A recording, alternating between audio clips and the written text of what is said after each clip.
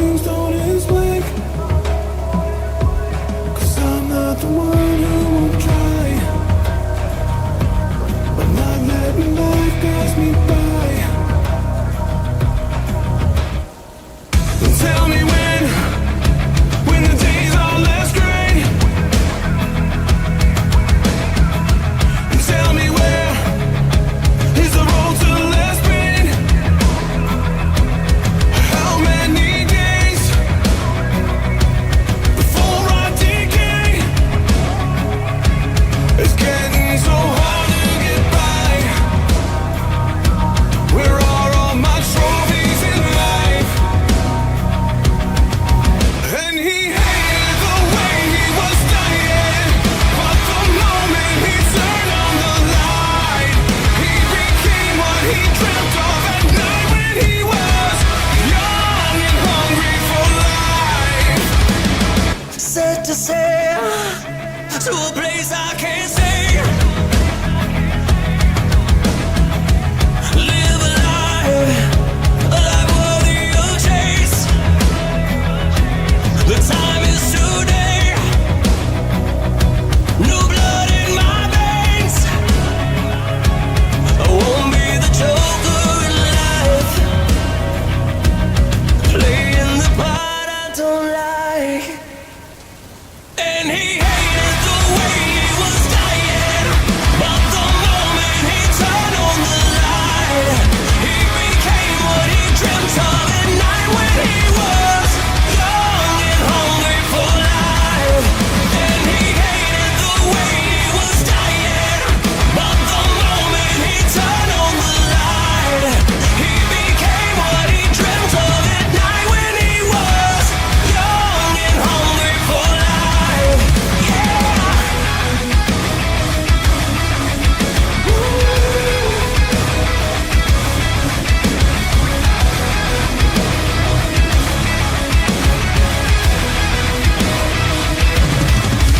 And he hated the way he was dying, but the moment he turned on the light, he became what he dreamt of at night when he was young and hungry for life.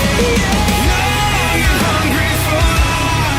Young and hungry for life. Young and hungry for life. Young and hungry for life.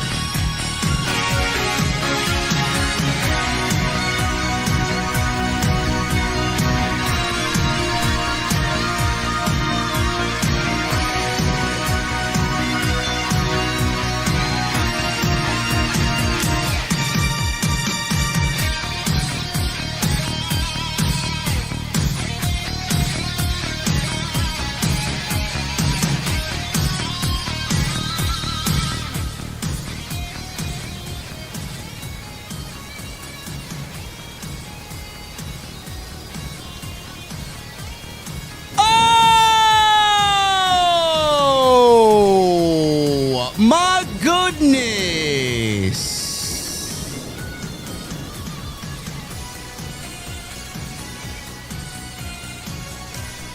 Two more sleeps until the new Alter Bridge record, which I was more concerned and more preoccupied by reading reviews of their new album than I was watching Dynamite tonight, but so is a typical Wednesday.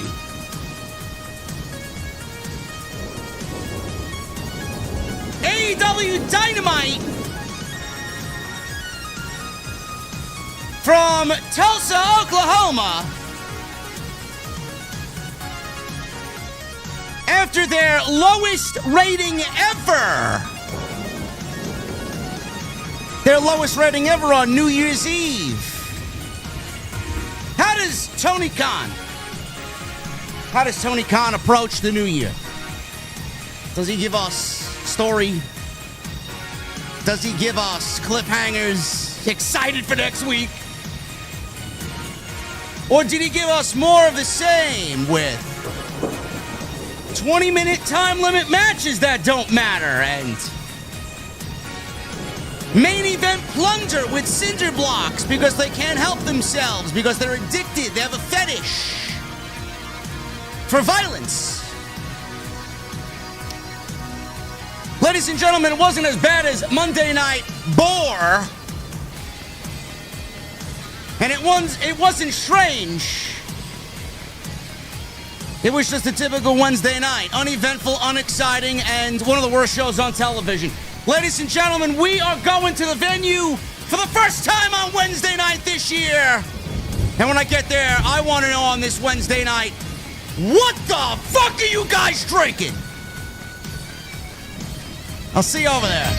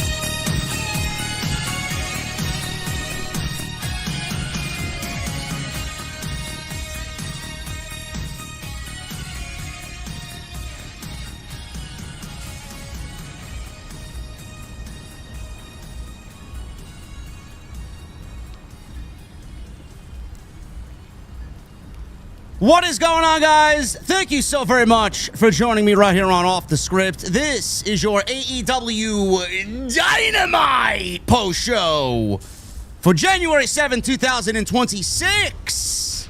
I'm your host, JD from New York. As always, coming to you live from the OTS venue inside my mother's basement.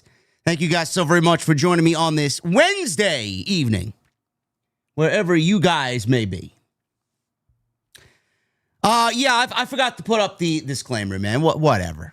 You guys want to see the disclaimer? Here you go. There you go. Look at that, man. Warning, the following live stream will contain my personal opinion as well as many other wrestling fans' opinions given on social media platforms. May contain facts that will hurt the stupid AEW fan base in the AEW community, also known as the sickos. Don't like it? Don't watch. Viewer discretion is advised. There you go. We can't start the new year off without the OTS warning label on Wednesday nights, man.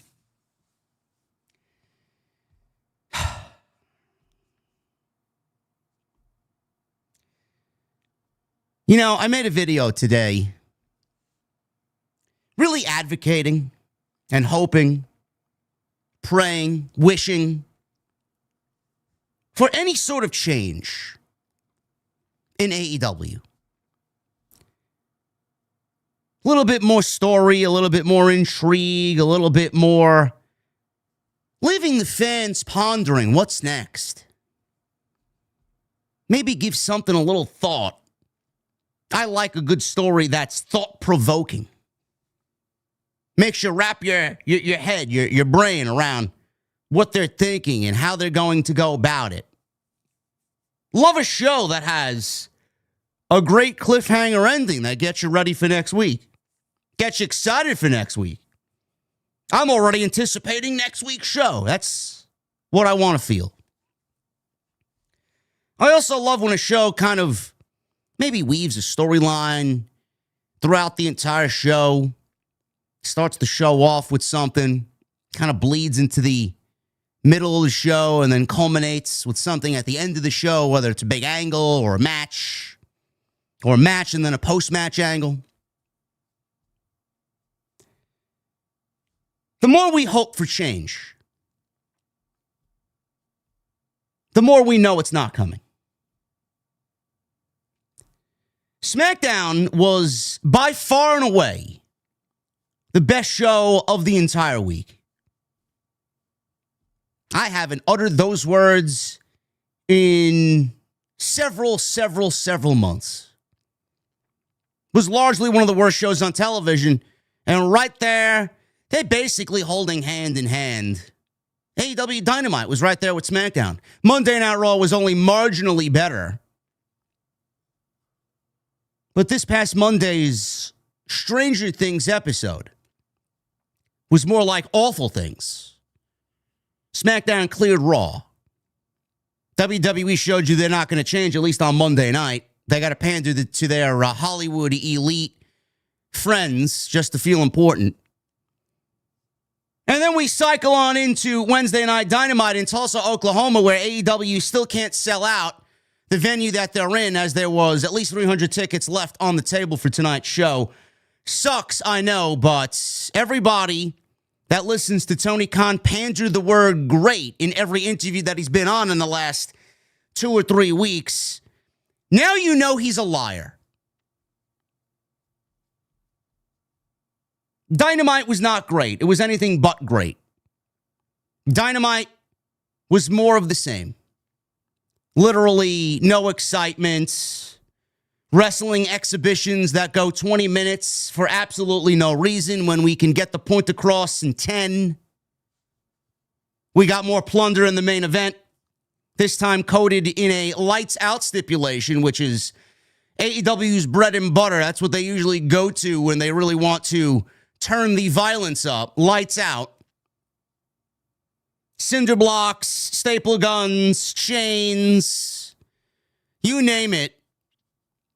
AEW couldn't help themselves to start the new year out with some blood and gore tonight.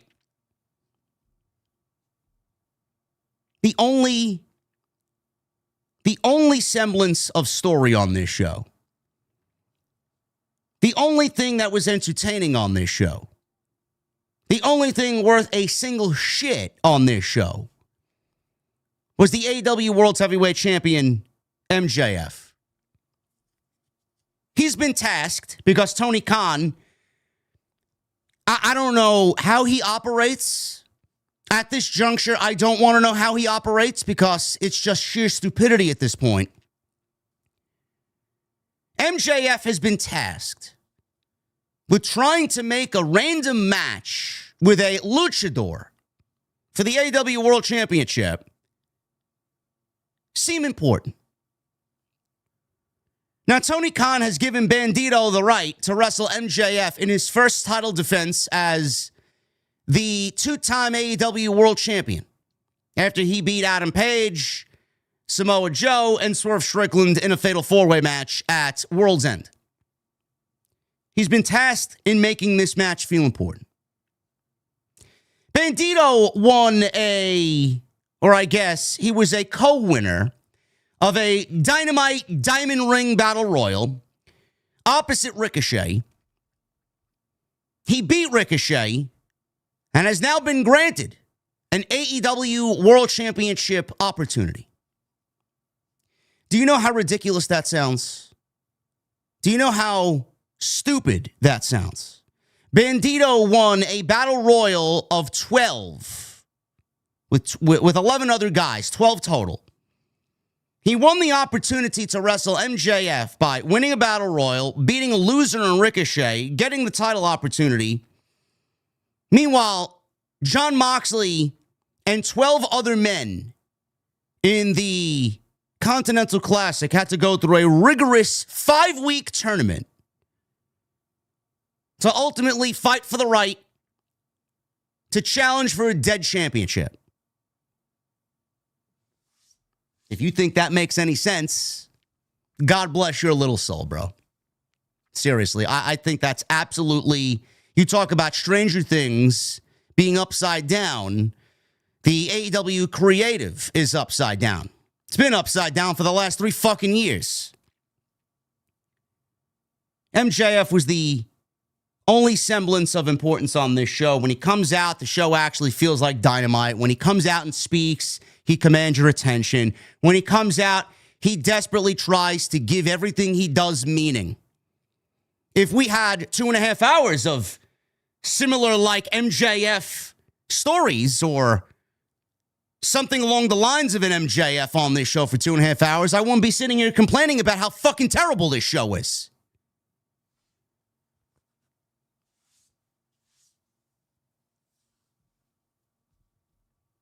The match with Bandido is happening next week, and legitimately for 10 minutes, this show actually was entertaining. Andrade's back in AEW. Can I get a hand raise if you guys care? Does anybody care about Andrade? Andrade's a great wrestler. Yeah, I know. Andrade is a fantastic pro wrestler. He may be one of the best pro wrestlers on the face of the planet. I've always loved Andrade. I've always been very high on Andrade. I wish WWE actually realized what they had in Andrade. I wish WWE actually utilized Andrade to the best of his abilities instead of letting him languish, doing nothing. Andrade returned to AEW tonight in the same way that he came back to AEW months ago.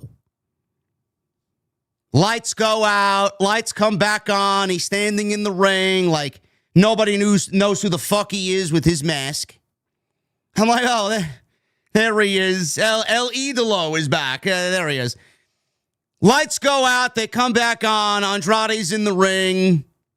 He takes out the Bucks and Jack Perry, reveals himself underneath his cool-looking mask, and Andrade El Idolo is back in AEW. The only thing is, they already did this very similar song and dance already. AEW and the grand creative minds over there in AEW, they thought that it was best to re-debut Andrade after the botch debut months ago because he was still legally tied to WWE contractually. The great brilliant minds in AEW thought it would be best to re-debut him in the same way that they brought him back only a couple of months ago. The only thing is, he didn't return to attack Kenny Omega. He didn't return to any fanfare like he did the first time. And all of it felt so fucking flat because we've already seen everything you did tonight 2 months ago. And then the cherry on top of this fucking diarrhea Sunday is that they put him right back in the Don Callis family. A Don Callis family that already added another member earlier in the evening. So by the time the festivities were over tonight, they added 2 new members to the Don Callis family, rounding the number up to at least 16 members in the Don Callis family. And if it's not 16, it's really, really close to being 16. I don't know whether I'm watching AEW Dynamite with the Don Callis family or the dying days of WCW with the NWO fucking Wolfpack.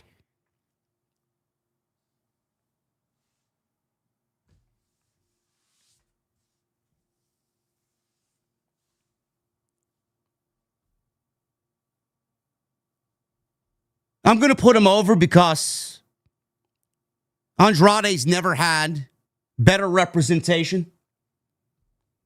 If you think putting Andrade in the Don Callis family is the best utilization of his skills and ability, then the minds over at AEW are as clueless as I know they are. You bring in a world-class athlete like Andrade, and you pair him in the Don Callis family behind Kyle Fletcher, who the company seemingly has big hopes for. Hopefully he can remain that way and not break his fucking neck. Because he definitely is headed for neck fusion surgery with the way they allow him to go out there and wrestle. That's just a fact, period. So good luck to him. He's in a group behind Kyle Fletcher. He's in a group behind Konosuke Takeshita. He's in a group behind Kazuchika Okada, who just retired Hiroshi Tanahashi at Wrestle Kingdom this past weekend. So Andrade sits firmly as a solid number 4 in the Don Callis family. If you think that's the best utilization of Andrade in AEW, I'm here to tell you that you're fucking stupid. How does anybody look at that and think, yeah, that's going to be great for Andrade? How is that going to be great for Andrade? You don't think Andrade would have been better off? You don't think it would have been a better utilization of Andrade if you brought him back with, I don't know, maybe one of his old buddies, someone who gave him the right and proper presentation? I don't know why they didn't bring back Jose the assistant to pair him with Andrade. I really don't. Andrade and Zelina were tops. That was the group. That was the duo. That worked perfectly. It was like meatball and spaghetti. Then you got Jose the assistant. And Jose and his presence on the outside. And the way Jose's just fucking built, he's like a tank. No, the Don Callis family is the best usage of Andrade. Or I don't know, maybe pair him with Roosh. Maybe pair him with the guys that you started this whole fucking thing with. No, but we'll put him in the Don Callis family and have him buried under everybody else. It's great. Additionally, you brought him back tonight to attack Jack Perry and the Young Bucks. Who gives a shit? Where's Kenny Omega? Kenny Omega probably is either still lingering in Japan or on his way back from Japan. Maybe he's already been back from Japan and didn't want to show up in fucking Tulsa, Oklahoma tonight. But you couldn't wait to bring Andrade back until at least Kenny Omega was back on television to play off what you gave us 2 months ago before you fucking botched it. Andrade's appearance tonight meant nothing. It legitimately meant nothing. Because of the sheer stupidity and the sheer negligence on AEW Legal, their creative, and Tony Khan, they allowed this guy to show up on television without doing their due diligence to see if he still was contractually binded to WWE. And they threw him on their television show anyway. Only then did WWE act accordingly and pull Andrade from all appearances, saying that he's still tied to us. So now they bring him back. The impact of his return didn't hit. He's now just a solid number 4 in the Don Callis family after they already added another member tonight. And then you don't want to bring him back to focus on Kenny Omega. No, we'll just go after the Young Bucks and Jungle Jack. I don't know how you're looking at it, but the way that I look at it is Andrade's debut on AEW television was a fucking absolute flop.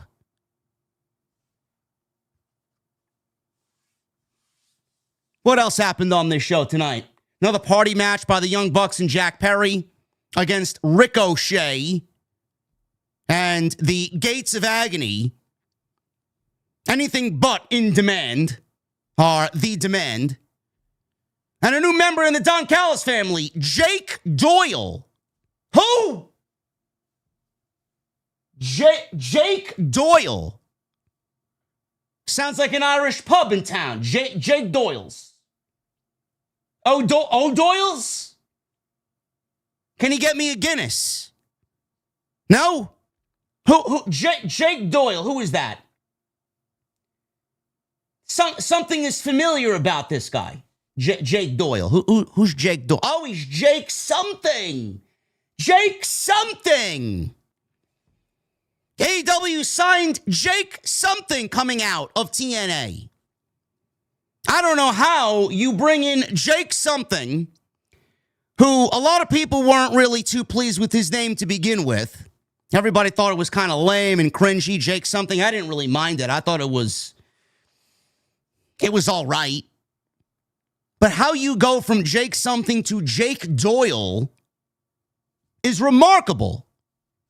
How you give him a worse name than the bad name he already possessed. And he's in the Don Callis family. Because everybody that comes in to AEW's got to join the Don Callis family. The Don Callis family is basically the de facto AEW version of The Miz. It's like their initiation process. You can't do anything in AEW unless you get some sort of weird, bizarre initiation in the Don Callis family.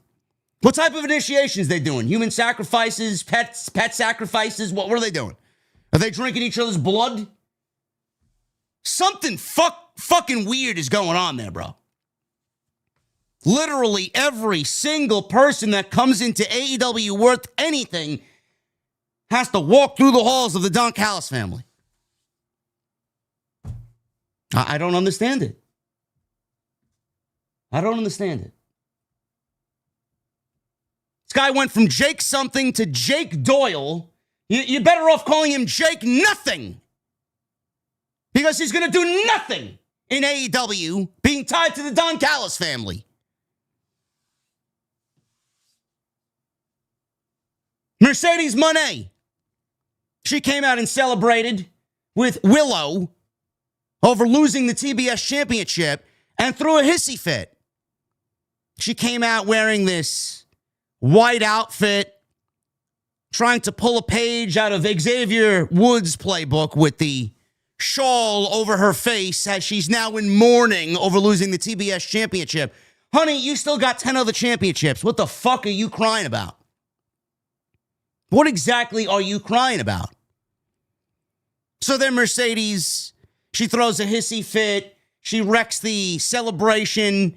She gets a face full of pie. Mercedes was pie-faced. She was cream-pied tonight, was Mercedes Mone. And then she gets a power bomb for her troubles. And Mercedes making the multi-millions of dollars that she's suckered Tony Khan out of for 3 minutes of TV time tonight to come out looking like a cosplay Xavier Woods and get cream-pied on national television in front of 2,800 people in Tulsa, Oklahoma. That's your AEW Dynamite coverage, ladies and gentlemen. We're going to break this thing down tonight. All in all, this was a very, very bad television show, and if you enjoyed it, God bless you, man. I see some of the fake reactors over there really kind of pushing their narrative that they're all pro AEW now. Fantastic, man. You guys need to hang on to whatever relevancy you got left. Now you're using those type of folk. I couldn't be more embarrassed for AEW than I am right now going into 2026, man. This is not the way they needed to start the year off, man. We're going to talk about this tonight. This is your AEW Dynamite post show for January 7th, 2026. Follow me on social media at JD from NY206. Twitter, Instagram, TikTok, and Cameo. Hit that subscribe button down below. Turn on the bell for all notifications. Go and check out today's content. We uploaded a video today where William Regal was proven right, and Tony Khan absolutely proved him right. William Regal sent out a very chilling message for everybody to listen to. Stop taking the unnecessary risks. Backing it up with a x-ray of his broken neck that he suffered years and years ago. Tony Khan came out today and defiantly said that there's never been a career-ending injury in AEW and downplayed the importance of William Regal's message to pro wrestling. Because Tony Khan's doing pro wrestling the way he thinks pro wrestling should be, and Tony Khan is actually killing pro wrestling in every sense of the word. as referenced by the Dynamite ratings and the Dynamite demos. Go check that out. Really good stuff, and I guarantee you, if you watch it, it is very difficult to refute anything that I said there. Been taking notes on this for the last 2 days, so go and check that out. Tuesday Night Titans was live last night. We talked about all the weekly shows, the good, the bad, the ugly. Chris Jericho's mystery continues to linger on. Where he will show up, nobody knows. Will it be Toronto? Will it be Montreal? Will it be the Rumble? We don't know. We don't know. So go and check that out, episode 128 with me and the Monster. Excellent listen as always. Very excited. Alter Bridge got their new album, self-titled album, coming out on Friday. Hearing great things about it. My all-time favorite band. It's a great thing when your favorite band releases music, man. They've been going for 20 years strong. And the music that they've released so far for the album, at least the production of the album sounds the best that they've ever sounded.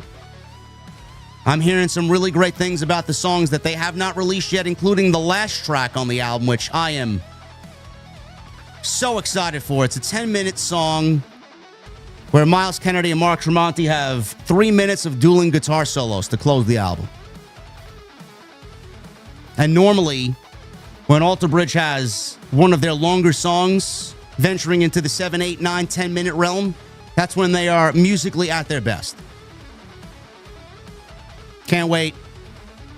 If you got a VPN, you'll be able to listen to it probably tomorrow afternoon because it should be released in Australia. So that's what I'll be doing.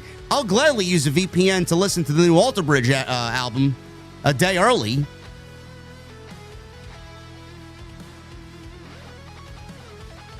I love music, man, so don't mind me.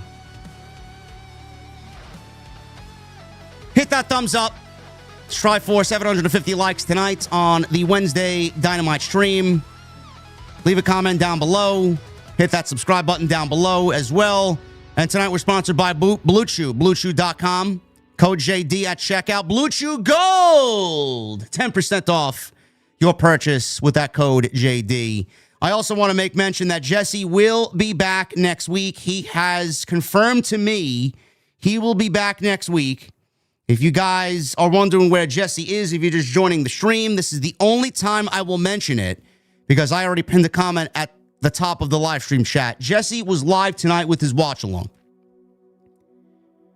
Jesse's having a difficult time. I'm going to let him explain this next week. Jesse's having a difficult time with doing the live stream on his end and then sitting here for another 2.5 hours with me. That's 5 hours of work. The life of a content creator, I know. He's got to bite the bullet. But he wants to get more content out there. He wants to do some of his own original content. And he feels like when he does his show, his watch along, and then does my show, he feels useless for most of the day the next day. He sleeps in very late. And those are hours wasted where he could be coming up with concepts and video titles and video discussions. So he wants to try and get some original content out there. And he felt like doing the show here was taking away from that. He wants to start the new year right. There's nothing wrong with us. There's nothing that's going to lead to us splitting. He's very much a huge part of this show for the last 6 years. He's not going anywhere. I don't want him to go anywhere. But if he feels like he wants to focus on his own content and he eventually does want to step away from this show, I have no problem doing it myself, but I also have no problem supporting my friend. Because if he really wants to be a content creator, I'm going to give him the opportunity to be a content creator. Why would I hold him back? So for all the naysayers out there, all the Jesse haters for whatever reason, because you can't value someone else's fucking opinion, he's not going anywhere unless he wants to go somewhere. So hopefully he'll address you guys next week on what he's been doing, what he's working on, where he's been. That's the story there. So don't ask me again. There's no reason for me to sit in this chair and bullshit any of you, ever. That's the reason. That's what we discussed today. And he'll hopefully be back next week. He promised me he'll be back next week. So That's the latest on Jesse. You got me tonight, which I hope you don't mind, and we'll make it an entertaining stream as always.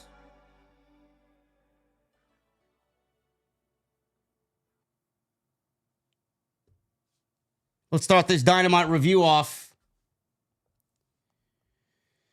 We go right into it. Jim Ross is back. They open the show with the introduction of Jim Ross. The Oklahoma University theme song played. He walked out.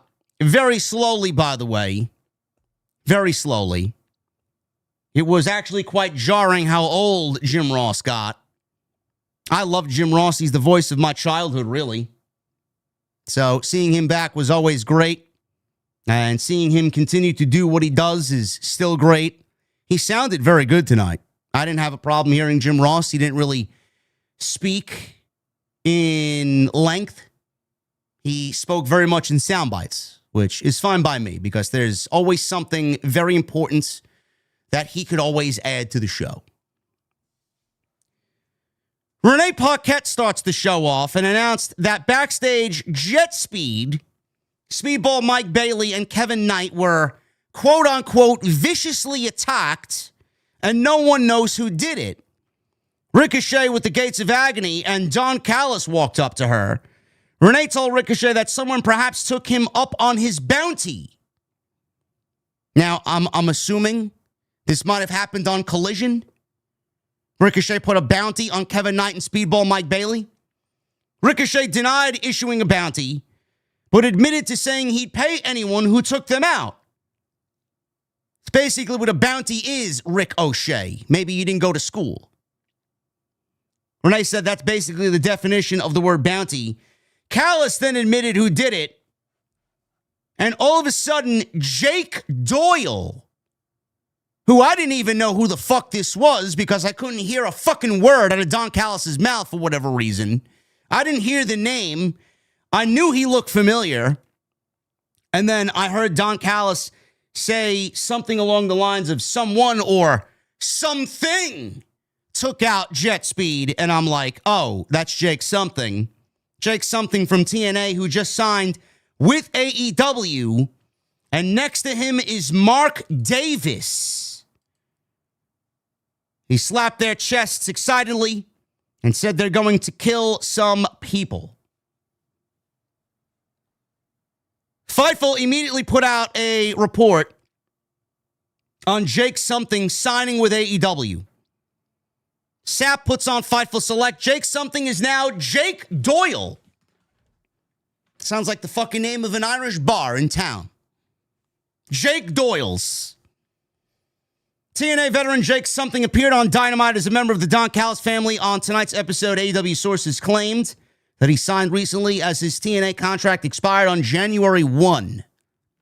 There's a lot of TNA talent that were either allowed to walk recently or were given short-term contract extensions with the hopes of maybe being brought back, depending on how big their AMC debut happens on January 15th. Does anybody here get the feeling that Tony Khan is going to go on a hiring spree and hire all old TNA talent to come on in and fill in some of the gaps? Maybe they'll fill out the rest of the Don Callis family and take the number from 16 to 26.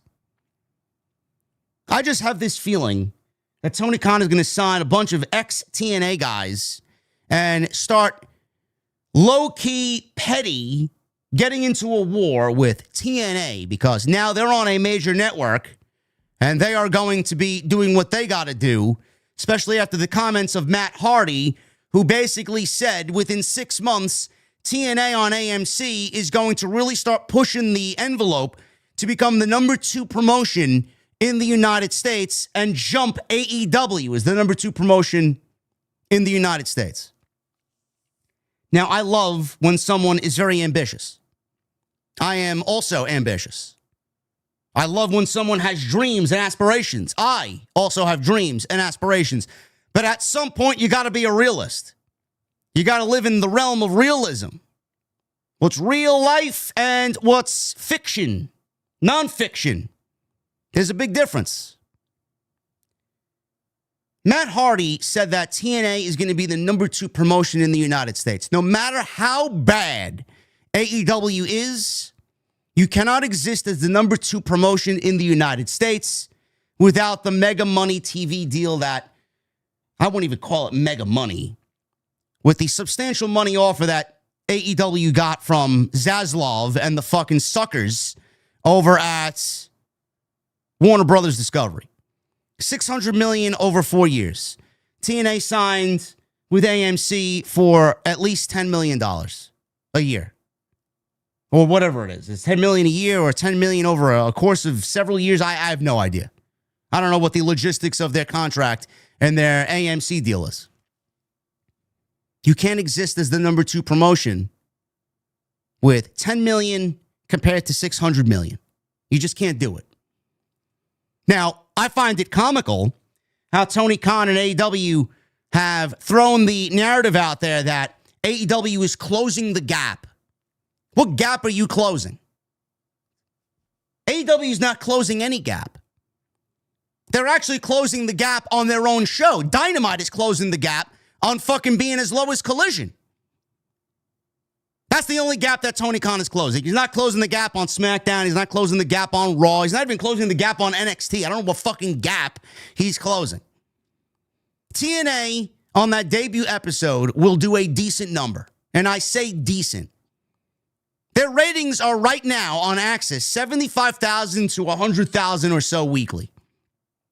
They'll probably be bumped up to 175,000 for the debut episode. Maybe they'll push 200,000. And then the second episode will go right back to being where they will normally sit. 150,000 or so. But that's still within the ballpark of AEW Collision, which is a part of the $600 million deal from Warner to Tony Khan. Why they're paying all that money for a fucking dead show like Collision is astronomical to me. It's fucking ridiculous. TNA will close the gap on Collision because nobody watches Collision, and Collision is one of the worst TV shows in all of pro wrestling. Nobody gives a fuck about anything that happens on Collision. Tony might like Collision because Tony uses Collision as a pro wrestling simulator. He treats it like a fucking real-life video game. He'll put matches on there that he wants to see and nobody else gives a shit about. It's basically what it boils down to. But they won't be closing the gap on AEW, TNA. They won't. Now, Dynamite, they got their own fucking problems. They shouldn't be talking about awards or ESPN and Sports Illustrated and all this other shit because Dynamite, their rating on New Year's Eve was the lowest in the history of the entire program. Now, before you start saying, oh, well, JD, it was New Year's Eve, JD. Yes, I'm not the fucking idiot that's running a live pro wrestling show on New Year's Eve. I'd actually give my talent off to go celebrate the New Year's Eve holiday. Nobody wants to watch pro wrestling on New Year's Eve. The only people that watch wrestling on New Year's Eve are the no-life geeks who have nothing else better to do with their time. Like everybody that sat there in attendance in Omaha. 398,000 on cable. Not including Max, by the way, which is probably what? Another 25, 30,000 maybe on Max? 500,000 though. How many of you guys realize that the 500,000 number is nothing more than a mere fabrication? 398,000 on cable with a 0 point, or a 0, or a 0.0 rather, 0.07 in the 18 to 49 demographic. Sooner or later, AEW is going to have to start referencing the fucking 45 to 56 demo. Or whatever the aging middleman demo is. Because the fucking brand is not cool anymore. It's only cool to Tony Khan because he gets to run a pro wrestling company like a fucking video game simulator. Nobody else watches this shit, and nobody thinks it's fucking cool. Nobody. Now, if you guys really want to go and deep dive into the ratings before you, oh, well, it's New Year's Eve, JD. You know, Dynamite was on Christmas Day last year. Christmas Day! Chat, what did they do on Christmas Day last year? 574,000 viewers with a 0.18 in the 18 to 49 demo. So we jump from one holiday to the next, depending on what you deem important. I think Christmas Day is more important than New Year's Eve. I don't know, man. I don't know. But Christmas Day, they did 574,000 last year for a taped show. This year, they were live on New Year's Eve, and they did 398, man. The sky is falling for AEW, but John Alba wants to give them 10 awards out of 13 or so awards for the AI Sports Illustrated Awards of the Year. Yes, because they can do my job better than me, and I can't do their job. Fuck off, man. Fuck off. You run a fucking podcast with Matt Hardy, and I quadruple the views of what you do with Matt Hardy, who is a living fucking legend. I wonder why they're not watching the show. Maybe it's because you're as boring as fucking watching paint dry. Maybe that's the reason. You couldn't entertain a fucking old age home of 90 fucking year-old senior citizens about to fucking drop dead right in front of you. Fuck out of here. Ridiculous. Absolutely disgusting in the ratings, but everything's great. Everything's great. Everything's fantastic in AEW. So fantastic that the guy downplayed William Regal's stark message to all professional wrestlers after the Kyle Fletcher, Jon Moxley spot. This company is absolutely sickening. How anybody does business with them speaks volumes about the people that do business with AEW. They don't give a shit about anything or anyone. They're hanging on to whatever relevancy they have left. White Castle, fucking fake content reactors. This is what they're doing now. This is what they're peddling. If they were so busy writing stories, they wouldn't need to fucking bend a knee to get these people to promote their show. If they put that much effort into getting these people into the media press, into the media boxes, into the fucking post-show scrums, if they put that much effort into writing compelling television, I wouldn't be sitting here complaining about how fucking terrible their show is. Tell me when I'm telling lies, chat.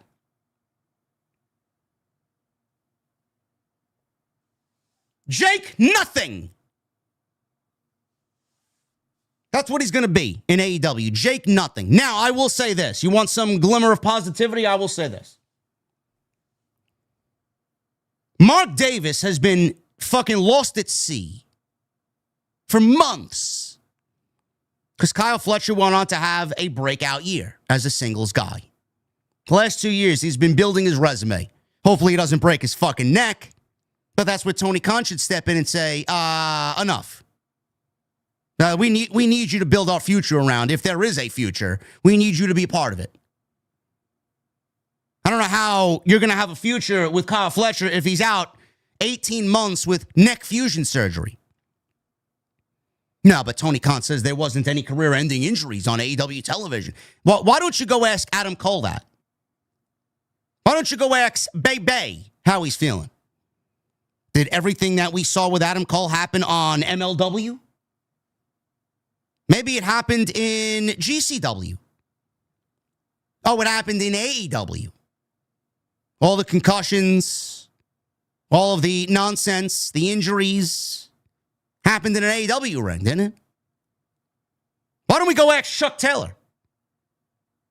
Let's go ask Chuck Taylor how he got hurt and why he got hurt, how he got hurt, where he got hurt.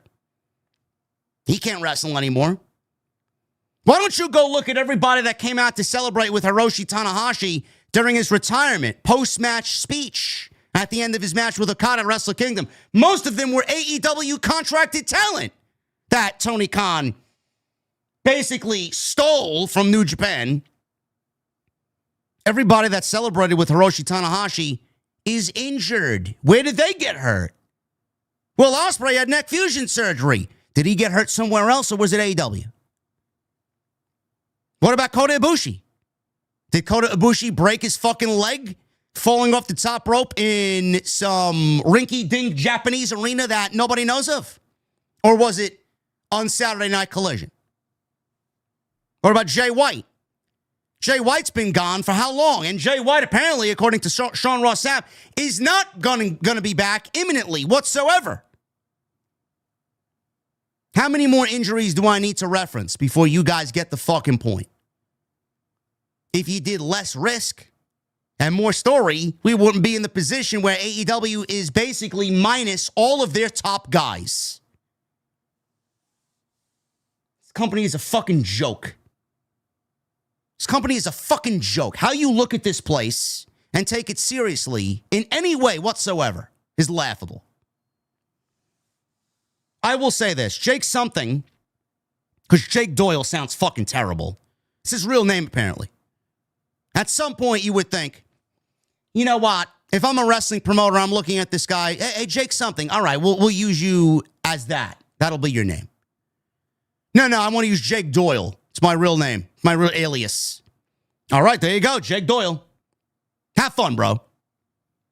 Don't you think if you're a pro wrestling promoter, you hear the sound or the name of Jake Doyle, man, that's going to sound fucking absolutely ridiculous on the marquee. Jake Doyle on the marquee. I thought they have a creative team over there. They don't got any brilliant minds over there come up with a fucking different name for him, something that's actually going to sound cool on national television. Jake Doyle. I don't know if I'm watching a pro wrestler or I'm ordering something at the fucking Irish pub next to the fucking drunk sitting next to me that already had 7 Guinness. Here, let me get a fucking order of tater tots, please. And a fucking Guinness. Jake Doyle. Oh, Doyle rules! Him and Mark Davis actually look like a solid tag team if they want to go in that direction. They look like two... Pause. I'm pausing before the pause. They look like two meaty, beastly men who can do some work in the ring. So, I think by that, if they have any plan for them whatsoever... At least it gives Mark Davis a new lease on life. And honestly, I've been very high on Jake something, minus all the negativity here. Jake something is a great pro wrestler. Like, legitimately, he's got the makings of a top guy in TNA. I don't know how they squandered that. I don't know how you look at someone like that, who wrestled like that, who had the physique like he did, and he didn't make it anywhere towards the top of the card on TNA. I think that's a negligence on TNA Creative. The guy basically had I don't know what his promo sounds like, but the guy, at least aesthetically, had everything you would want as far as looking like and wrestling like a professional wrestler. Will he be able to do that in AEW? Only time will tell. But with everybody else that comes in, it's more of the same. They come on in, oh, that's so-and-so, and then they get relegated to fucking Collision. Or they're in a party match with the Young Bucks because the Young Bucks want to do nothing but wrestle their fucking friends in PWG-style party matches. Jake something's in TNA. Jon Moxley versus Shelton Benjamin. Continental title eliminator. Apparently, if Shelton Benjamin wins, he gets a Continental Championship match against Jon Moxley. If Shelton Benjamin goes the time limit with Jon Moxley, he gets a Continental Championship match with Jon Moxley. You know, I complained about this to absolutely no end when Vince McMahon did one every fucking week. Over there, he called them championship contender matches. I never understood the concept of someone wrestling the champion in a non-title match to try and beat the champion to then get a championship title match. The concept is absolutely ass-backwards fucking retarded. And I mean that wholeheartedly. You as a pro wrestling promoter, by doing Continental Classic title eliminator matches or championship contender matches, It makes you look like you're inept at doing your job. It makes you look fucking clueless. Yet here we are. And this is the basis of Tony Khan's creative.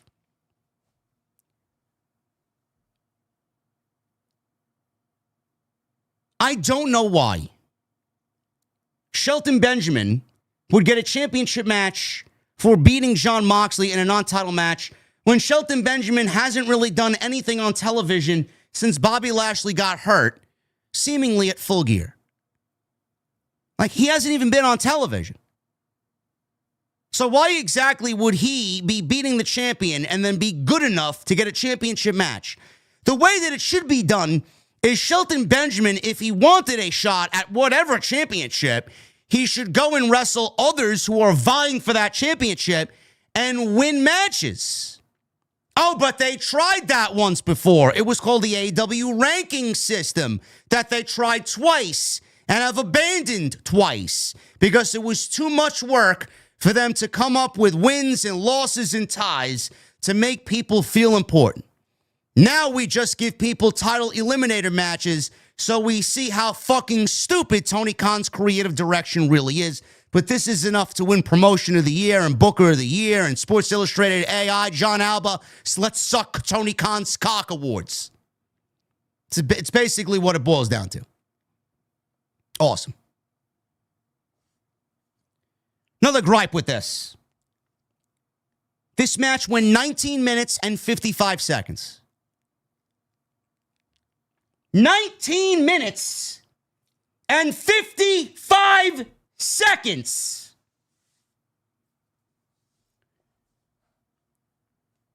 Never in my wildest dreams, never, would I find myself interested in two guys wrestling over nothing. What are they wrestling for?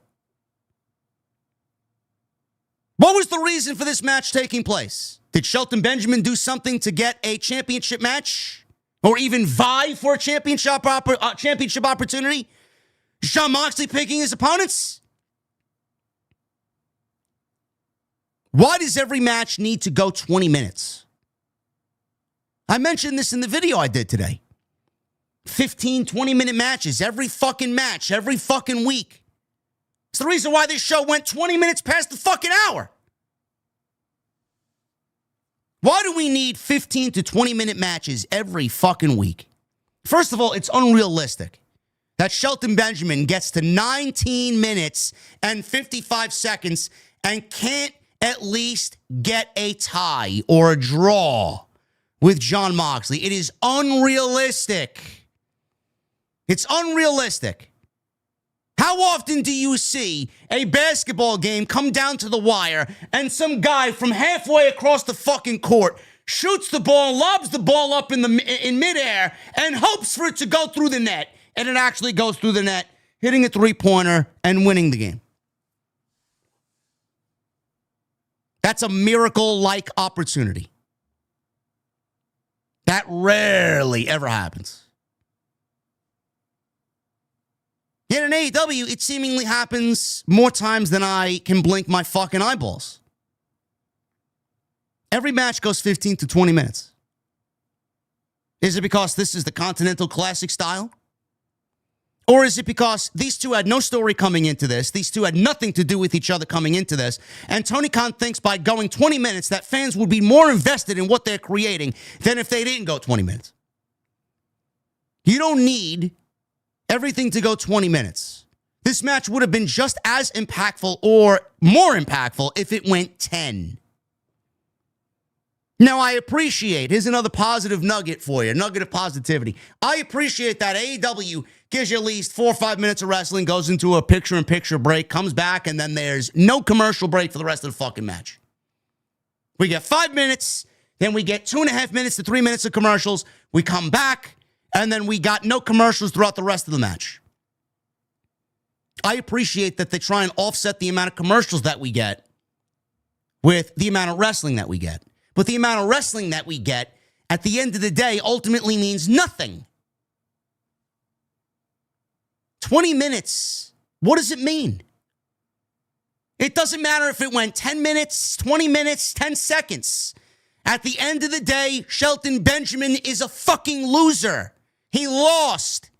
He gets no Continental title opportunity. He gets nothing. So why did we need to go 20 minutes for a match that ultimately meant nothing? This is what Tony Khan does to try and convince you that what he's doing is great. Meanwhile, when you really kind of strip away everything that's there, 20 minutes and nothing mattered in this entire match. There will be no aftermath. There was nothing coming in. There's nothing coming out. This was 20 minutes stuck in their bubble, and they tried to make you or convince you that this was important.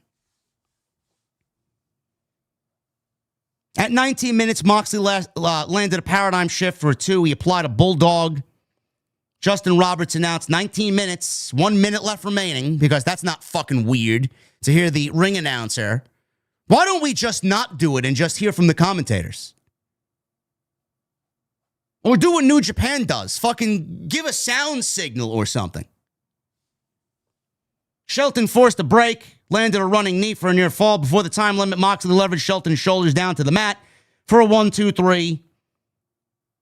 Moxley shook hands with Shelton after the match. Again, if you missed this match, you missed nothing. But the sickos will cry, "Match of the year!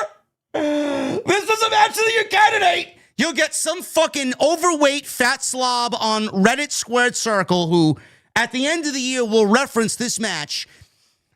On the January 7th episode of AEW Dynamite, episode 318, Moxley wrestled Shelton Benjamin in a 20-minute banger match.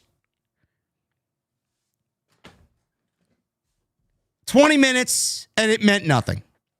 Imagine that. We got a brief vignette airing on Kenny Omega calling MJF out last week. Excalibur said Omega would be back on next week's Dynamite, which is labeled Maximum Carnage. You know, if Andrade has nothing to do with Kenny Omega next week, which I'm giving them the benefit of the doubt here, being that he attacked the Bucks and Jack Perry. If he doesn't attack Kenny Omega, or if Kenny Omega doesn't at least take care of the Andrade problem, I will be very fucking pissed. Because they've already allowed Kenny Omega to exist on television without one single mention or one single action taken on Kyle Fletcher putting him out in the confines of the ECW fucking warehouse, ECW arena. Not one single mention, not one single direction headed towards a Kyle Fletcher match. What happened? Do you think we forgot? I don't forget. Darby Allin was backstage. He was skateboarding into the arena. He was looking around for Pac. Ricochet and the Gates of Agony, Toa Leona and Bishop Khan versus Jungle Jack and the Young Bucks. Another one of these PWG party matches because the Young Bucks got to have one of these every week. They got to relive their glory days. They got to wrestle their friends so they can flip around and pretend to be important. Does anybody care about anything that happened here? Man, they're really selling you on Jungle Jack and Ricochet for the national championship. Gee, I wonder why nobody gives a fuck. Clip aired of Ricochet in the GOA attacking Luchasaurus with a chair and a barricade last week. Harry walked out and smiled as his replacements were the Young Bucks. So we'll pick it up at the end here because if you watched one Young Bucks party match, you've seen every Young Bucks party match. The Bucks landed on the top rope, and Khan and Leona, they were in the drop zone for double team offense here by Matt and Nick. They rallied after a break. A minute later, Leona lifted all three opponents on his shoulders and gave them a Samoan drop. Jim Ross says he's never seen a more impressive Samoan drop in his life. This is the same guy that I'm sure has seen multiple feats of strength across his illustrious career. And he's never seen anything like a Toa Leona Samoan drop as he lifted Jungle Jack, who probably weighs 90 pounds soaking wet, and the Young Bucks, who weigh a combined 315 pounds. Never seen anything like that in his entire life. God bless Jim Ross. Ricochet scored a near fall of a 450 splash. Ricochet then landed a vertigo on Jack Perry. Bucks broke up the cover. Perry and the Bucks battled back. Perry landed a running knee, pinning Ricochet. And I'm assuming that with the pin on Ricochet, who's nothing more than a fucking loser, as he wants to mention my hair and my quote-unquote dirty baseball cap. Sorry, bro. I get the baseball cap cleaned every 3 weeks. And I also have multiple of this same cap because they won the fucking World Series back in 2021. If you don't think I bought multiple caps knowing that I wouldn't be able to find this same exact cap, you are a completely oblivious idiot. And like I said, and I will repeat until the day he loses the championship, Tony Khan only created the national championship for Ricochet so that he can parade around and feel more important than he really is. The national championship, by the way, which is the same rules and regulations as the international championship. So basically, the title that Ricochet is holding is already being held by somebody else a lot more talented than he is in Kazuchika Okada. And the title that he's holding is basically rendered useless with Jon Moxley de-unifying the titles. Any more questions? Yeah, Ricochet is a fraudulent champion. That title will never have any meaning. That title will never have any importance. And Ricochet will never make that title mean anything because the title never meant anything to begin with, being that they stole the fucking idea and concept from the NWA because Tony Khan doesn't know any other language but petty. Congratulations for being a fraud, Ricochet. After the match, Davis and O'Doyle rules! Attacked the Bucks.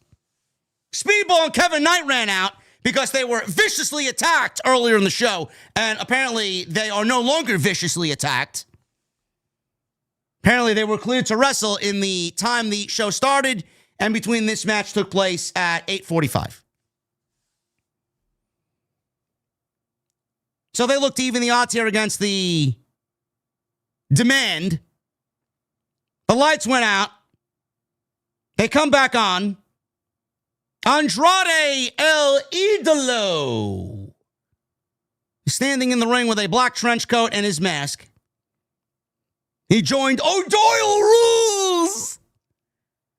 Mark Davis and Don Callis. He unmasked himself in front of everybody. Lance Archer, who you may or may not know is a part of the Don Callis family. And basically, they all attacked the Elite. Andrade comes back, joins the Don Callis family after they just enlisted Jake Nothing. They're sitting at what? 16, 17 members now? I may be a part of the Don Callis family, and you guys would never know. I think me and Jason are going to be the newest members of the Don Callis family. They debuted Andrade. Same thing, same concept, same lights go out, lights come back on, he attacks somebody. But this time it was 3 equally less talented guys and not Kenny Omega. They ran basically the same re-debut back as they did 2 months ago. And because of their sheer negligence, they fucked everything up. Their AEW legal team over there, they didn't do their due diligence. They didn't do their groundwork. They didn't do any of the work at all. And they allowed this guy to exist on their television show for 15 fucking minutes. And he was still contractually binded to a WWE TKO contract. And now you want me to care because he's now officially free and able to do whatever he wants. They brought him back, and they thought by running the same angle back against 3 less talented guys that it would mean something. Meanwhile, it meant Jake Nothing.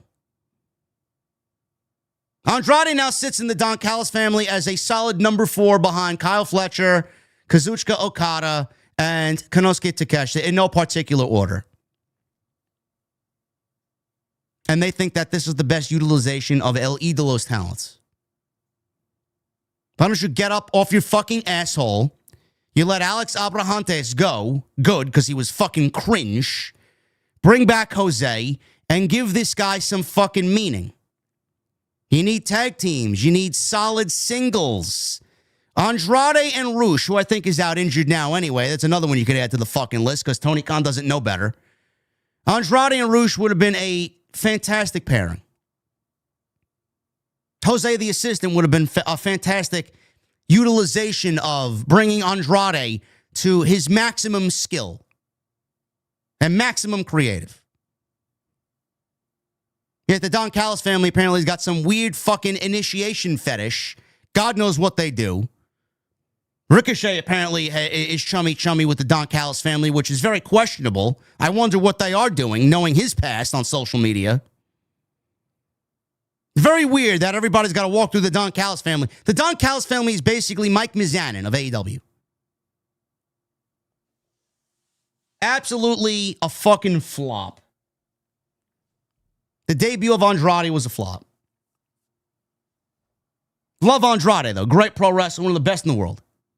Looks like $1 million. Looks like a world champion. He won't be a world champion in the Don Callis family. Willow Nightingale. She made her entrance to celebrate her TBS title victory. She was accompanied by Harley Cameron and Chris Statlander. Chris Statlander out there, as if we didn't get months and months and months and months of them hating each other for all of a sudden Willow to win a championship. And now everything that we did not get as far as explanation has been tossed away because Willow won the TBS Championship and all has been forgiven.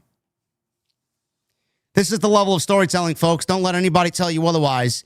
Willow and Chris Statlander had a falling out, and they didn't know what the fuck they needed to do.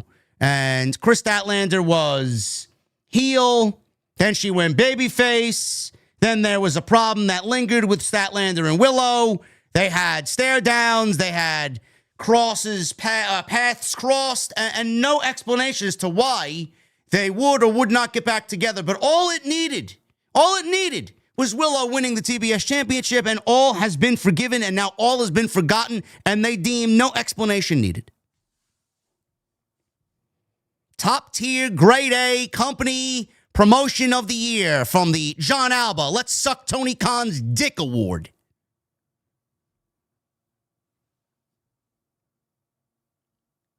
Willow said she's feeling complete. She says it's the first stop in the Willow Two Belts tour. I'm tired of insert wrestler's name here. Two belts. It's a shtick that has largely been played out. Willow 2 belts, Bayley 2 belts, Mercedes 18 belts, Kenny 4 belts. AEW has ruined the meaning and perception of multi-championship reigns. Everybody holds 2 championships. Everybody. It means nothing anymore. They've even devalued that. You know, back in the day, back in the 90s, back in the 80s, when someone held 2 championships, and I don't want to outdate myself here, but I mean, there are some things that would still hold meaning today if they were done properly. Do you know when someone held 2 major singles championships in any given promotion, how fucking important that was? Like, you automatically deem that person the fucking man. Like, he's the guy. Now, everybody does it. What meaning does it have? It means jack shit. Everybody does it now. They can win a title on AEW and go to fucking this promotion and that indie and that fucking indie mud show and fucking garbage promotion and win their fucking useless, irrelevant, absolutely subterranean fucking championship, and all of a sudden it has meaning. Blow me. Absolutely ridiculous.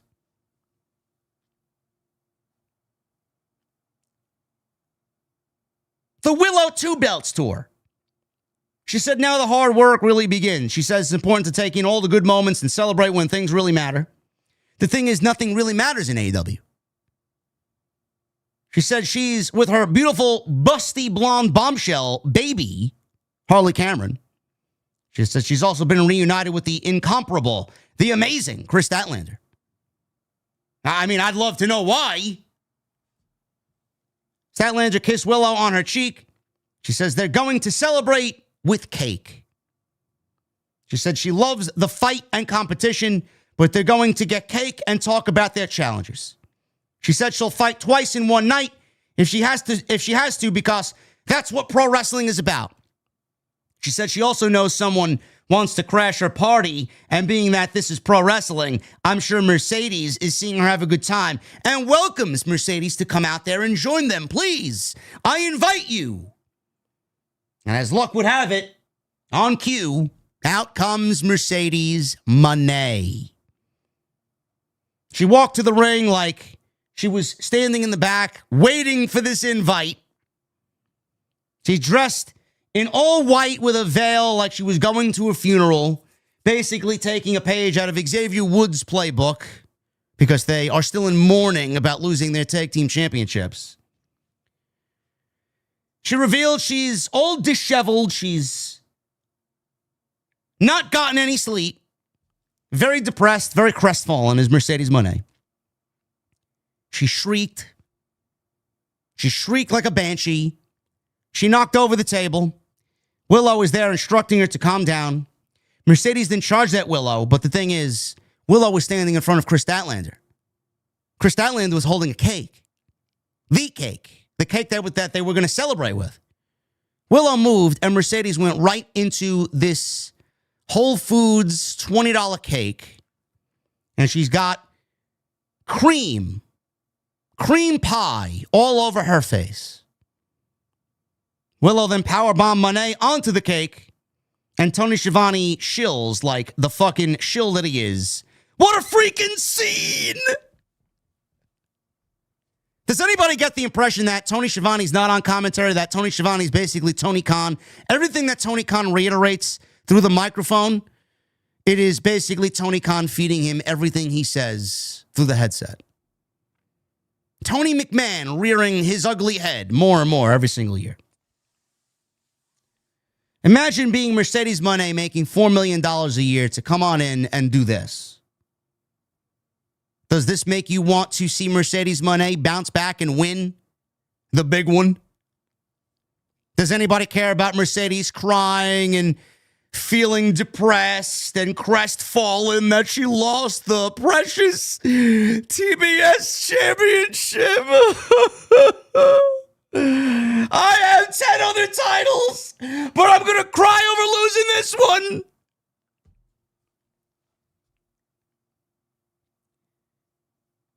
The other championships in the grand scheme of things don't mean a single fucking thing. She holds 10 other championships that nobody knows of.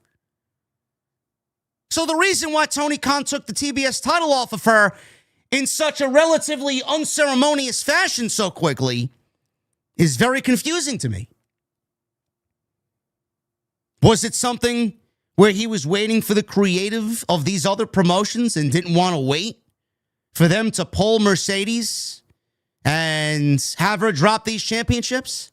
Was it a situation where he didn't want Mercedes to lose 10 times while holding his TBS championship? Didn't stop him from beating Mercedes on the way to losing this championship. All you need to do is lose once, and you lose as a champion. It devalues what you do as a champion. So losing 10 other times in promotions nobody has even fucking heard of ever, or promotions nobody will ever watch, is useless. It's a useless argument. Mercedes should have lost the championship a little bit further down the line when there was a proper story built up with a proper challenger. Having Willow win the tag team championships and then take the belt off Mercedes, now crowning Willow as a two-time champion, is counterproductive. Willow didn't need the TBS champion. If you wanted Willow to be the TBS champion, then you should have had her built in with a story to take the belt off Mercedes and just the TBS championship.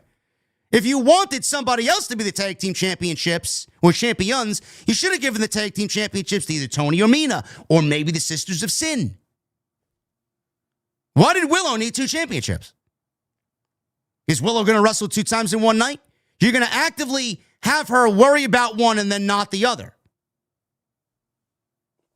You should really put a focus on the tag team division and the tag team titles. How is Willow now going to do that if she's TBS champion, which by default is the more prestigious and more valuable championship compared to the tag team championship? None of this makes any sense to me. It's all very much counterproductive. And no, I don't believe the reports for a single fucking second that they had an idea in Willow taking the title off of Mercedes Mone and that this is a long-standing idea. It might be a long-standing idea, but they went about it in the most absolutely unceremonious and haphazard way. If you wanted Willow to take the championship off of Mercedes, then there should have been a story that accompanied it. Not just simply, oh, I've been waiting for the day to wrestle Mercedes and take the belt off of her. That was my title from the very beginning. Yes, 2 years ago. And the only reason why Mercedes and Willow meant something then was because of a freak injury to Mercedes. She wanted her title back. Give me a break. Give me a break. Absolutely haphazard booking. Nobody gives a shit about Mercedes crying and moaning and bansheeing and gargoyling her way to a fucking sympathy party. Nobody. Mercedes now lost the only thing that has any value in her title collection. They should have waited at least and built it up with some proper story. Now, all of a sudden, she still has one branded AEW championship, which is not really a branded AEW championship. It's more of a prop. It's not an actively defended title. It's basically in the same lineage as the FTW title. It's nothing more than fucking leather and hardware. She's got the Owen Hart Invitational title. Maybe she enters the title tournament. Maybe she gets and wins it and gets an opportunity at Toni Storm for the World Championship. Because I do believe that come Australia, I do think Toni Storm is going to once again vie for the World Championship. And I think they're going to run back Toni in stat. And I think Toni's going to win the championship down again in Sydney. Toni's going to build that title back up to a match with Mercedes for All In. Because Tony Khan does not have another match that signifies the biggest match in that division outside of a Toni Storm and Mercedes Mone match. He's going to run it back for a second year in a row because that's the biggest match he's got. It doesn't have to be the biggest match. You could actually put some effort and stock into building someone else up so that they mean something going into All In, but he won't do that. Because he's got a one-track mind. He's got linear vision. Mercedes and Toni, that's it. That's my prediction. This was awful. Nobody feels any sort of sympathy for Mercedes. It's nothing more than fucking bad comedy and cringy pro wrestling. Promo aired with Mark Briscoe, who congratulated Willow for winning the TBS title. He had his TNT title over his shoulder. He's got his own title too, just like MJF's got his own title. He says it's been too long and he has an itch that needs scratching. Well, maybe you should go see a doctor for that, brother. And a dog that needs a feeding. He says he wants to defend his title on Collision against Hechicero. Gee, man, I can't wait to not watch that one. Bandido. He wrestled Sammy Guevara. You know, I'd actually give a shit about this if Sammy Guevara made an appearance on Dynamite. You buried Sammy Guevara away on Ring of Honor television and then want to bring him back for a token match against Bandido, and you expect me to care about the Spanish God all over again. Once upon a time, we actually enjoyed Sammy Guevara. Once upon a time, we actually very much wanted to see Sammy Guevara succeed. Now, in the absence of Sammy Guevara, who has basically been eliminated from all pillar discussion whatsoever, now you want me to care about Sammy Guevara because he's standing next to Beast Mortos, Dralistico. Yes, he's running the LFI operation now. Great. Fantastic. This was basically a warm-up match for Bandido. Bandido's great. Pick it up after the commercial. Guevara, he's bleeding at this point. He jumped to ringside.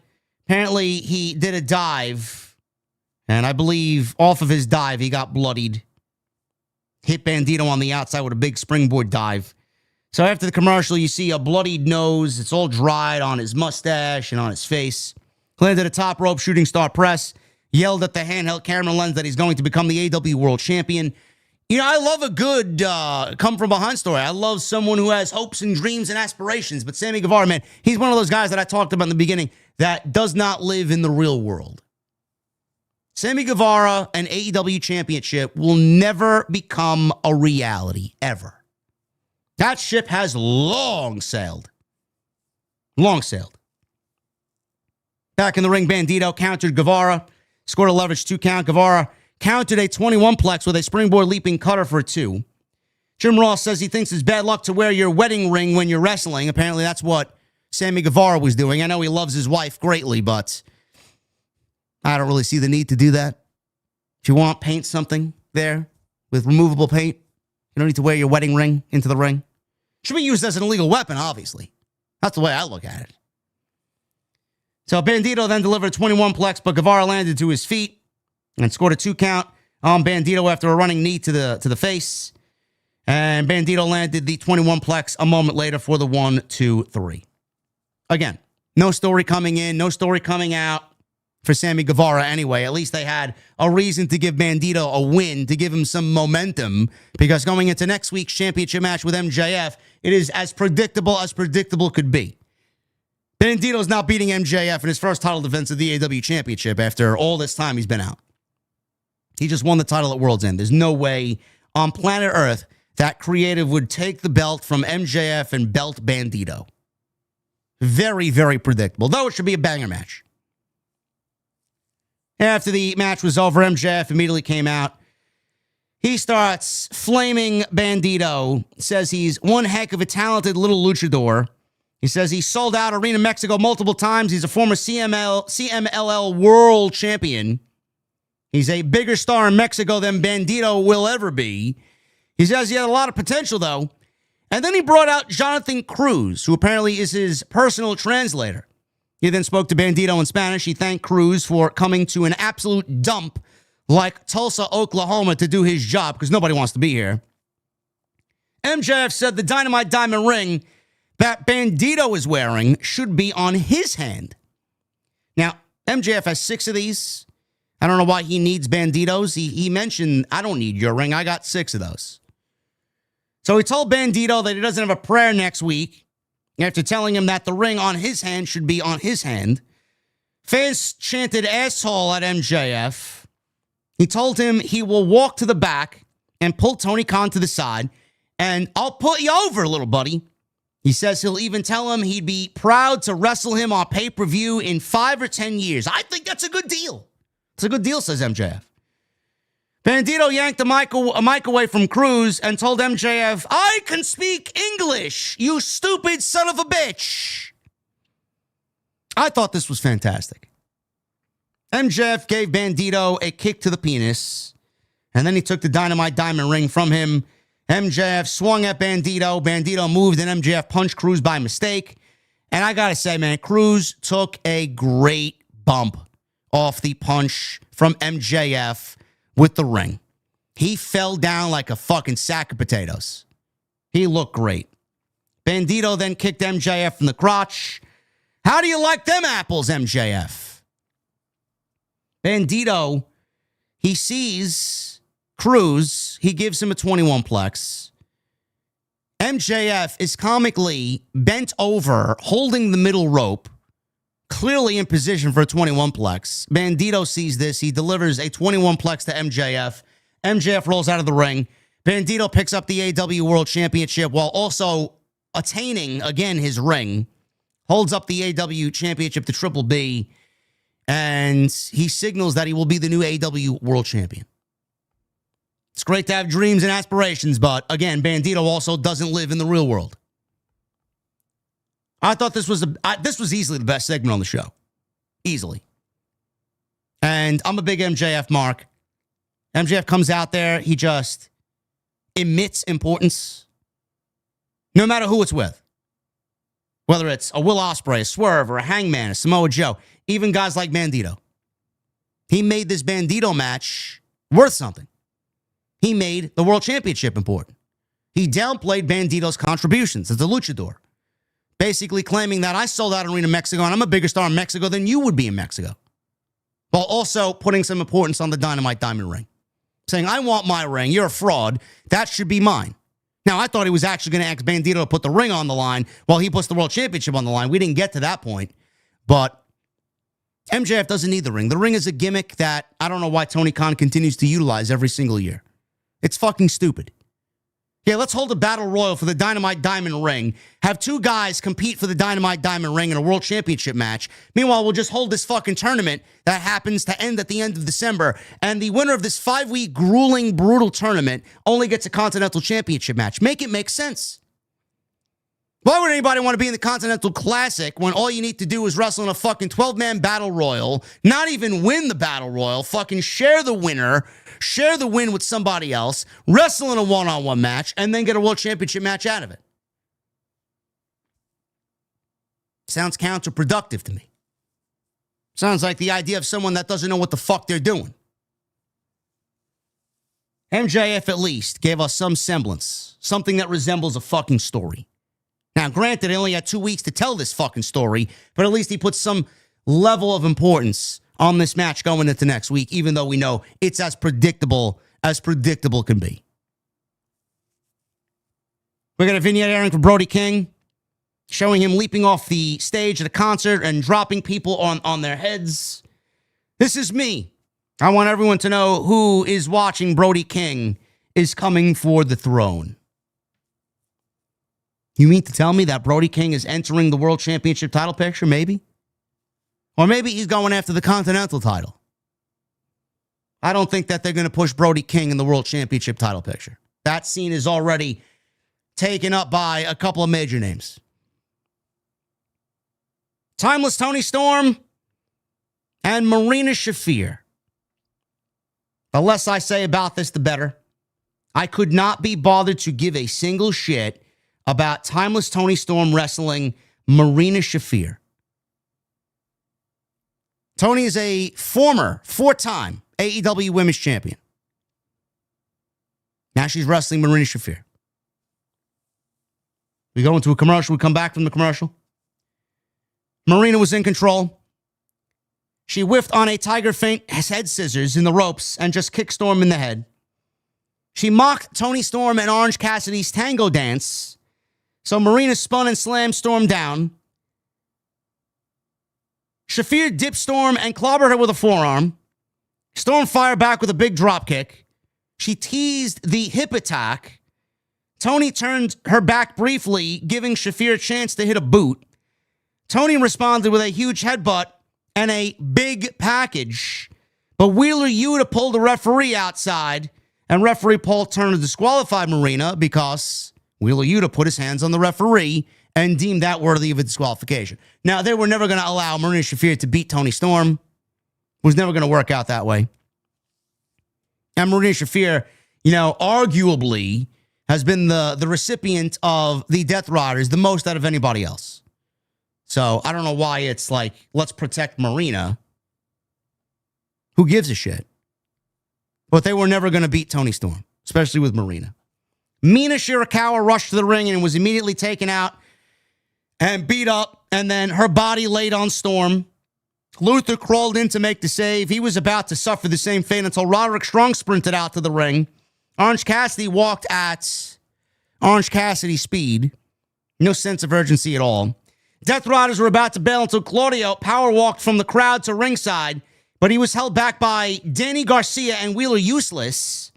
Cassidy helped Storm up and had his arm around her as she thanked him while he did the same to Mina. So Orange Cassidy, the luckiest man in AEW, has his arms around both timeless love bombs. Well, everybody in the chat wants to be Orange Cassidy now, don't you? Toni Storm beat Marina by DQ. Who gives a shit? Renee's backstage with Pac. Man, all those AEW sickos that were fantasy booking. Well, you gotta let it play out, JD. Meaning Moxley's promo at World's End, and, well, Pac is missing. Pac is going to have something to say about it. Pac is definitely going to be defiant against Jon Moxley. Yeah, sure thing. Sure thing. Pac showed absolutely nothing in the terms of, I am leaving the Death Riders. I am angry at Jon Moxley. Death Riders will continue on just as long as the Judgment Day is continued on Monday Night Raw. Renee's backstage with Pac, asking when we are getting the rematch with Darby Allin. Pac says he's wrestled and beaten Darby Allin twice. There's nothing left to be said. Good. Nobody gives a shit about it. Darby storms in and says he's beaten all the Death Riders in the last year except Pac, so give him this match. Pac said Allin isn't the one who calls the shots around here. Run along. Pac goes to leave. Darby Allin then sprays him with a fire extinguisher, places his leg in between a door, saying he's going to break his ankle if he doesn't give him a rematch. Pac then agrees to give Darby his rematch. Pac says yes. Darby runs away as the Death Riders rush in to make the save. The only reason why Tony Khan is giving Darby his match with Pac is because Darby was pulled from the Continental Classic, where Darby and Pac were supposed to meet, and Darby was supposed to get his win back over Pac. So now they're just doing it here because Darby was pulled from the Continental Classic. That's the only reason why we're getting this. So all in all, Pac is going to end up being a loser. Main event. Thank God. Main event. This had a 20-minute overrun. A 20-minute overrun. The bell rang 57 minutes into the 9 o'clock hour. We were at 9:57. Time management, you say? Non-existent here. Must have been a part of that rigorous production meeting that I hear they'd never have. Hook suplexed Hangman through a table leaning in the corner.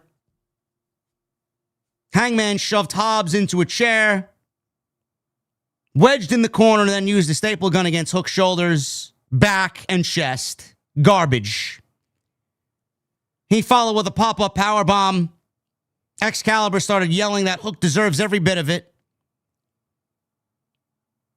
Swerve got a suplex, or got out of a suplex attempt by Hobbs by using the staple gun. Hangman swung a piece of a drywall at Hobbs. He then used a staple gun on Hobbs' crotch. Swerve and Hangman pulled cinder blocks out from underneath the ring that were attached to a wooden plank and shoved it into the ring. Garbage. Hobbs took Swerve down with a clothesline. Ross then predicts that Will Hobbs will be a future AEW World Champion. I don't think so. Hobbs put Swerve on the cinder blocks. Hobbs wound up there. Nana ran in and yanked it away. Hobbs then charged into Nana in the corner. Swerve went for a back suplex on Hobbs onto the blocks. Hobbs countered with a spinebuster attempt. Swerve blocked that. Swerve then bashed Hobbs with a chair 3 times in the back. Hobbs brushed it off and then power slammed Swerve onto the cinder blocks. Hangman broke up the cover. So Hangman sets up a buckshot. By the way, I got to mention, Swerve was power slammed onto cinder blocks. If you didn't hear me, let me once again reiterate that. Swerve was power slammed onto cinder blocks.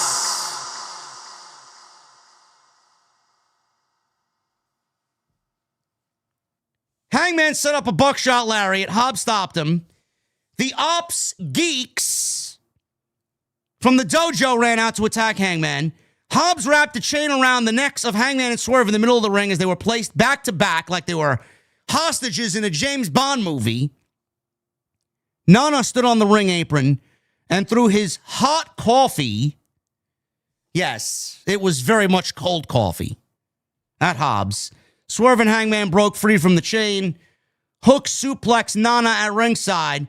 Hobbs charged at Hangman, but instead knocked Hook off the ring apron. Hangman clothesline Hobbs, went for a buckshot. Hobbs power slam Hangman as a counter. Swerve broke up the cover and climbed to the top rope. He leapt to ringside with a swerve stomp onto the Opps geeks. Let me reiterate. Swerve was power slammed onto cinder blocks.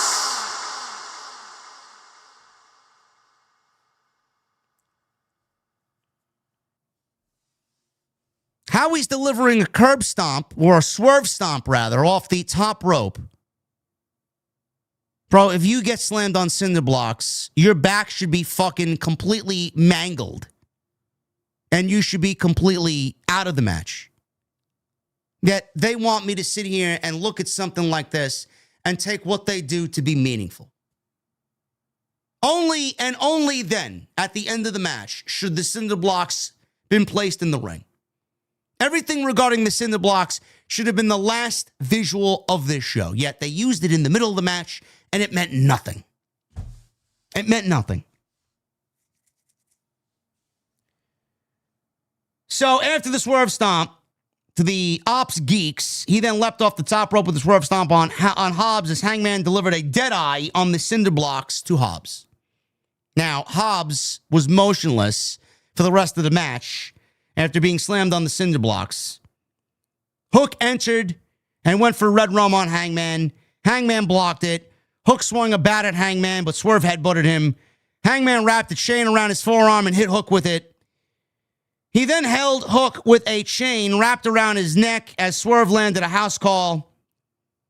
Jim Ross yells, "Get it over with already." Yes, get it over with already as we're nearing 20-minute overrun here. Excalibur covered for Jim Ross here, saying Hangman won't let this chance to get revenge by going after his championship, which was stolen from him. Hangman then hit a buckshot lariat, followed by hanging Hook over the top rope by the steel chain, and Hook tapped out. Basically, they ran the Moxley Hangman spotter all in back here with Hook. Yes, let's go back and dirty that one up too, because that one wasn't a memorable visual or anything. Let's do it on a random Dynamite in front of 2,800 people in Tulsa, Oklahoma. Hangman and Swerve win in 20 minutes on a show that didn't need a 20-minute overrun, that very much got a 20-minute overrun, and everything that they do is over the top, uneventful, and meaningless. Typical pro wrestling tropes. Bored. I'm bored of everything. We see the same thing every week. Challengers make motion to the champion. I want to get the championship back, but I got to go through this guy and that guy and this guy and that guy. And it's nothing more than beating the lower end guys in a faction and then getting to the head guy of said faction, beating that guy, and then maybe going on to get a championship match. Where's the story? What story exists here, chat? Did anything that I talk about tonight resemble any story whatsoever? A story has layers. A story has chapters. A story has a middle, a beginning, a middle, and an end. We're still running with the same narrative. Hook ruined the championship aspirations of Hangman Page, and Hangman Page will stoop at nothing to get revenge on Hook. The same Hook that they languished and waited on to give an explanation as to why he did what he did. That same Hook that couldn't even be bothered to give us the explanation on Dynamite. They saved it for a 2-minute video on YouTube.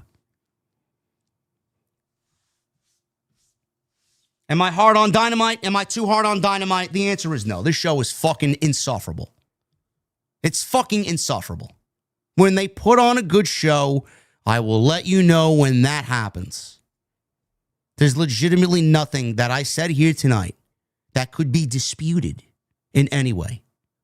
If you like it, God bless you. You're the reason why Tony Khan continues to pander to people like you. This show is absolutely out to lunch. They started the new year off picking up right where they left 2025 with terrible creative. Is there any sign or any hope for change? You got WWE rubbing elbows with their fucking Hollywood elite pedophile Hollywood friends, and all they give a shit about is incorporating their Hollywood friends into WrestleMania Vegas vignettes instead of focusing on what really matters, story.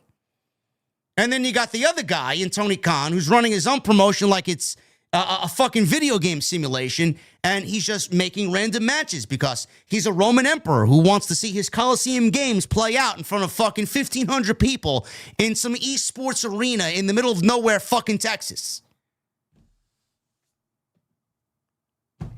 Show was awful. Show was awful. I forgot to mention FTR came out to watch the Young Bucks get beat up. The Young Bucks are babyface now. Are you really teasing an FTR Young Bucks match again for the AEW Tag Team Championships? Where is Cope and where is Christian? Do they even want to come back to this shit show? And when they do, does it matter? So much time has gone by when we last saw them at All Out, that even if they pick up the pieces and continue the feud with FTR, it's not going to mean anything because you took September, October, November, and December. 4 months. 4 months off. Show is absolutely insufferable, chat. Show is absolutely insufferable. Jason has already been done with his review, bro. That's what happens. This is what happens. And we, as the creators, have to feel the fucking brunt of AEW being insufferable. The audience is here on Wednesday night.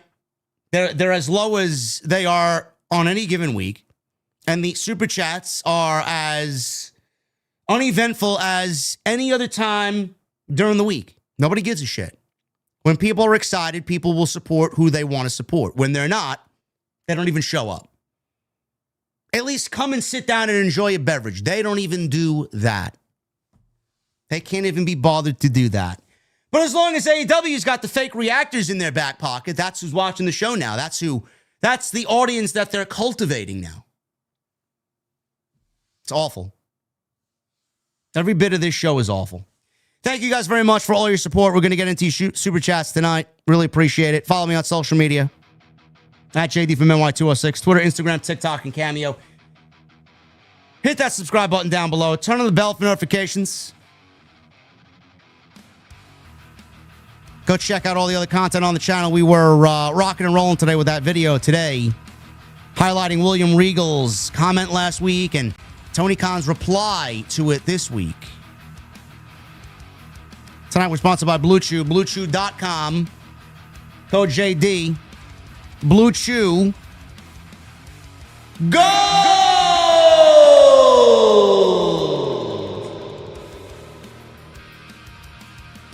Blue Chew Gold, code JD at checkout, 10% off your order. Go and check that out. And hit that thumbs up. 750 likes to the goal. We are at 630. Can we get another 120, please? Really appreciate it.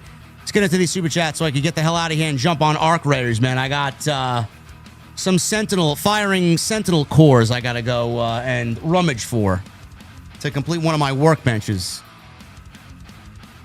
Seems like it's going to be a quick night here, so let's rush through these $2 super chat. JD, Jesse, OTS, how we doing today? Let's go. Yeah!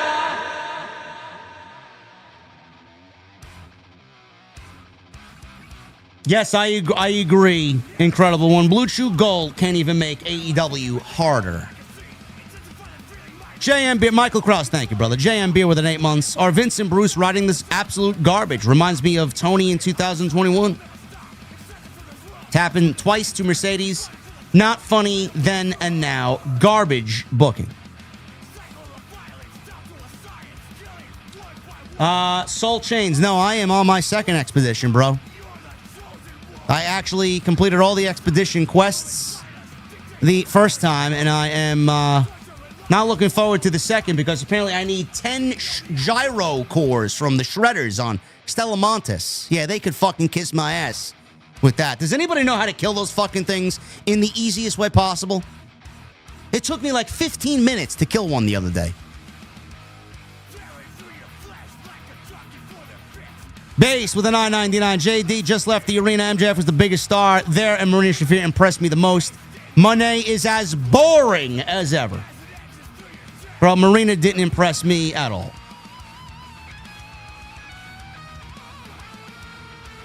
Oh, I hope you had a good time, though.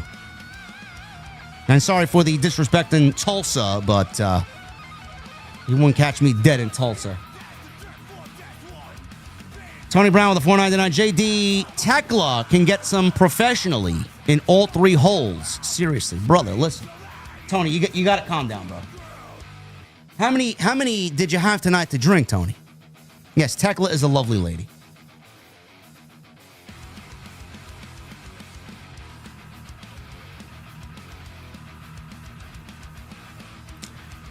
Base with a $4.99. As someone that was in the arena tonight, 6 out of 10 show. I won't even go that high, bro. 4 out of 10. 3 out of 10.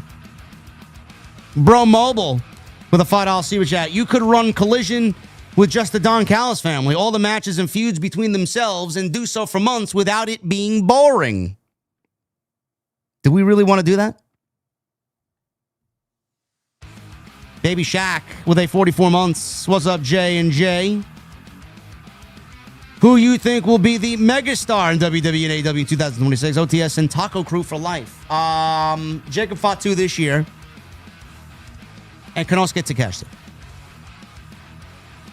Glow J with 11 months. I didn't see the whole thing, just Bandido's match, which was probably better than the whole show. Tired of AEW. It should be put in a sleeper hold. Bandido's a fantastic worker, Glow J. Love Bandido. Him and MJF are the best segment. Richard Cohn with a 10 months. Hey, JD, Happy New Year to you and your family. AEW sucks and WWE Raw sucks. Not looking forward to it. Hopefully it gets better. You're still the man. Thank you, Richard. I appreciate you being here, Richard, every single night, every single week. Adam JD, 519 with a $2 super chat. Don Callis family plus Death Riders equals what the fuck are we doing? MGM Bowling with a $4.99 is someone who foolishly went to Raw on Monday, found tickets less than $100. I enjoyed tonight more. Maybe I'm being petty. Maybe both shows are dreadful. Bro, they're both bad in their own ways.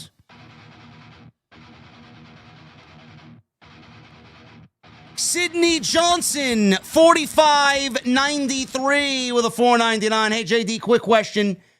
Did you get a haircut? If you did, it looks great. I hope you have an amazing year. I did get a haircut, Sydney. I did get a haircut. There is no more hair in the back. It is back to the old way, so Ricochet could kiss my fucking ass. And Hellfire Kai with a $5 super chat. Yuta is the type of guy who slow walks with shades, thinks he's cool, and slips on some water. Mercedes' new character reminds me of Chelsea Green in TNA.